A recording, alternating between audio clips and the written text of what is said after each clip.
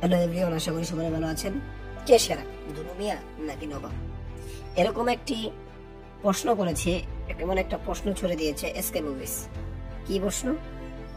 যে আপনাদের কাছে কে সেরা, দুলু মিয়া নাকি নবাব? এই যে আমি পোস্টটাই করছি, এই দেখেন এখানে হচ্ছে কে সেরা, কে গিয়ে নবাব না দুলু মিয়া। তবে এরকম ভাবে কি প্রমোশন, দরদের প্রমোশন তো হচ্ছেই না। তবে আমার কাছে নবাবই সেরা, কারণ দরদ সেরা হতে পারে না, কখনো পারে না।